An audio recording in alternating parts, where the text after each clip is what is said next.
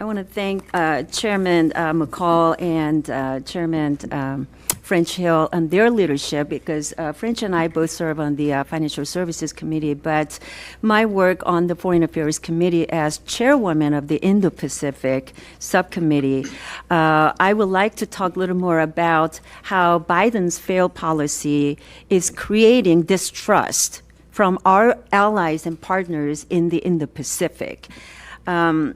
We are in a strategic competition with Chinese Communist Party, but under this Biden administration, we're losing. Our allies don't trust us, and our adversaries don't respect us. I hear this as I travel to the region, leading 2 CODELs that I had last year in the South China Sea, and early this year, I took the delegation in a bipartisan way to Southeast Asia. And when I met with our allies and partners in the Indo-Pacific region, they expressed frustration that the Biden administration are not showing up. And especially in those key engagements, for example, late last year, it was in Indonesia, when Foreign Minister has told me and my delegation that the president has sidestepped coming to Indonesia when they were hosting the ASEAN summit, instead decided to go to Vietnam. This year, obviously, we hosted the APEC summit in San Francisco, and I can talk about that a little bit, but they see the weakness and they see how our words do not match with the actions. And we've seen top Biden officials stonewalling Congress.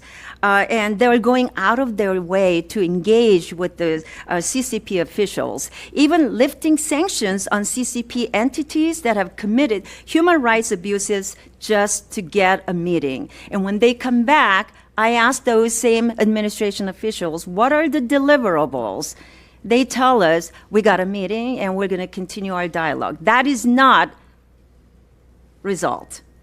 The CCP's recent moves also, let me tell you, toward the United States and our allies, from spy balloons and surveillance bases to stealing our intellectual property and producing fentanyl, cannot go unnoticed and unchallenged.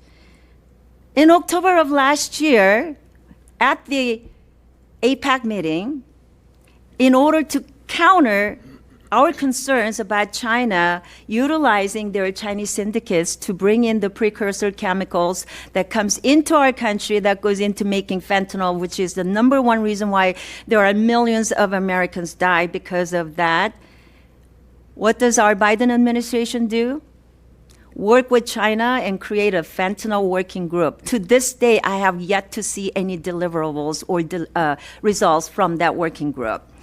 From Europe to Middle East to the Korean Peninsula, Taiwan Strait, our adversaries are emboldened by this administration's lack of resolve. So we're here as members of the Foreign Affairs Committee, as a chair of the Indo-Pacific Subcommittee. I'll do my part and press for answers and transparency from this administration so we can hold authoritarian regimes accountable and bring back the American leadership on the world stage. Thank you for being here.